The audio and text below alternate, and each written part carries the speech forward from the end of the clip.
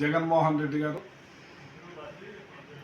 గతంలో ఆయన పార్టీలు, ప్రాంతాలు, కులాలు, మతాలు చూడకుండా ఏ పార్టీ వారికైనా సరే పథకాలు అందించే కార్యక్రమంలో ముందున్నారు. వ్యత్యాసం చూపలేదు. 5 సంవత్సరాల్లో మేము ప్రతి ఒక్కరిని కూడా ఒక బాధ్యతగా వ్యవహరించి ఈ నియోజకవర్గం నడిపించాం.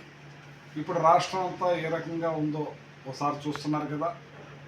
ప్రతి ఒక్కటి కూడా అబద్ధాలు, పచ్చి అబద్ధాలు, ఒక్కటి కూడా నిజం ఎరగరు.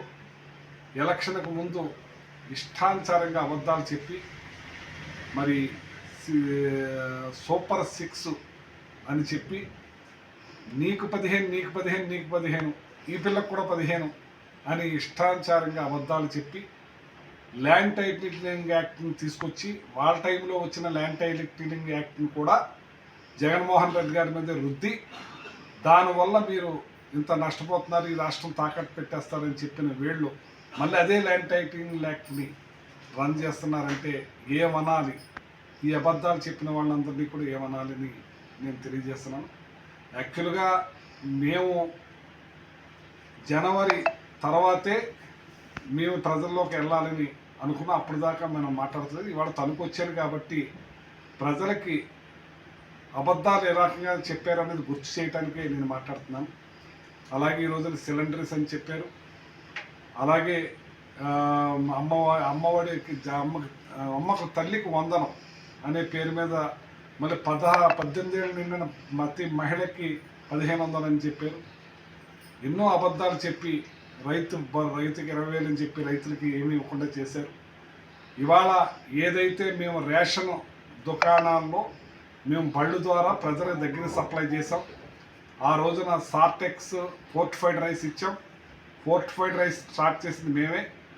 అలాగే కందిపప్పు ఇచ్చాం, షుగర్ ఇచ్చాం, గోధుమ పిండి ఇచ్చాం, రాగి పిండి ఇచ్చాం. అటు ఉత్తరాంధ్ర, ఇటు రాయలసీమ రాగిపిండి ఇచ్చాం. మన నియోజకవర్గంలో కూడా రాగిపిండి ఇచ్చాం. ఇవాళ ఓన్లీ బియ్యానికే పరిమితం అయిపోయింది. ఇవాళ రేషన్ అంటే వేరే అన్నీ కూడా ఎత్తేసేసి ప్రజల నెత్తి మీద సెడగోపురం పెట్టి ఇవాళ సివిల్ సప్లై రైతులకి వేసిన ధాన్యం డబ్బులు కూడా నెలలో ఆపి మరి మేము వారం రోజుల్లోనే 10 రోజుల్లోనే కూడా వేసి రైతులను ఆదుకున్నాం.